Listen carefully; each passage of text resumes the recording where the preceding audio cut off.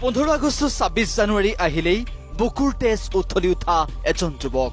নমলিগড়ৰ পৰা বাংলাৰ এই যুৱকজনৰ নাম ধৰ্মেশ্বৰ আছন। 15 আগষ্টৰ প্ৰাকখনত ধৰ্মেশ্বৰে লৈছে এক ব্যতিক্ৰমী পদক্ষেপ। বীৰ শ্বহীদক শ্ৰদ্ধা জনাই এই যুৱকজনে নিজ হাতেৰে এতিয়া দিনে নিশাই ব্যস্ত হৈ পৰিছে বাহিৰে জাতীয় পতাকা নিৰ্মাণত। আশ্চৰ্যকৰ কথা এয়ে যে ধৰ্মেশ্বৰে এই পতাকাসমূহ বিক্ৰী নকৰি সমাজৰ জ্যেষ্ঠ ব্যক্তিসকলৰ লগতে প্ৰশাসনিক বিষয়া বুদ্ধিজীৱীসকলক 15 আগষ্টৰ আগতেই নিজ হাতেৰে ঘৰত দি থৈ আহেগৈ। বিগত 3 বছৰ ধৰি এনেদৰে স্বাধীনতা দিৱস উদযাপন কৰি আহিছে এইজন যুৱকে। এই যিটো পতাকা, এই পতাকা যেতিয়াই নেকি স্বাধীনতা দিৱস 15 আগষ্ট অহাৰ লগে লগতে মোৰ বুকুৰ কেইখন ধপধপনি মাৰি থাকে। কিয়নো মাৰি থাকে,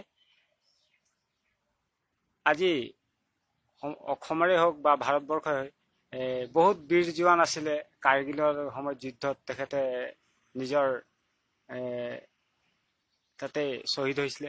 আজি ধৰক আমাৰ খুমটাইৰ স্বৰ্গীয় জিন্তু গগৈ, তেখেতেও আমাৰ এটা ভাল অসমৰ সম্পত্তি আছিলে, তেখেতে গৈ শ্বহীদ হৈছে। মই ভাবো সেই শ্বহীদ পৰিয়ালকো মোৰ ফালৰ পৰাতো আমি একো দিব পৰা নাই। আৰু এই পতাকা তেখেতৰ অৱশ্যে তেখেতৰ ঘৰ অকণমান আঁতৰত থকাৰ কাৰণে মই তেখেতেও ঘৰত যাব পৰা নাই। এই পতাকা এইকাৰণে মই তৈয়াৰী কৰি নিজৰ হাতেৰে বনাইছো। ইফালে কলকাতাত আছে জাতীয় পতাকাক ভাল পোৱা এজন ব্যক্তি। বিগত 25 বছৰ ধৰি নিজ হাতে প্ৰস্তুত কৰে ভাৰতৰ জাতীয় পতাকা। ব্যক্তিগৰাকীৰ নাম হৈছে পিয়াৰ আলী। কাইলৈ 73 সংখ্যক স্বাধীনতা দিৱস উদযাপন কৰিবলৈ জাতীয় পতাকা সাজু কৰিছে কলগাছিয়াৰ পিয়াৰ আলীয়ে। কলগাছিয়া বজাৰত কাপোৰৰ ব্যৱসায় কৰাৰ লগতে দৰ্জিৰ কাম কৰি জীৱিকা নিৰ্বাহ কৰা পিয়াৰ আলীয়ে ভাল পায় জাতীয় পতাকা।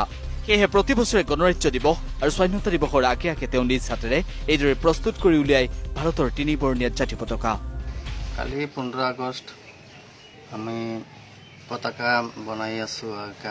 ঈদৰ পিছৰ পৰাই আৰম্ভ কৰি আছো যে আমাৰ এই কলগাছিয়াত বা বাষ্ট এলেকা আপোনাৰ মনবৰীলৈকে আমাৰ পতাকাটো নি পেলাই সিহঁতে পতাকা উত্তোলন কৰি আছে।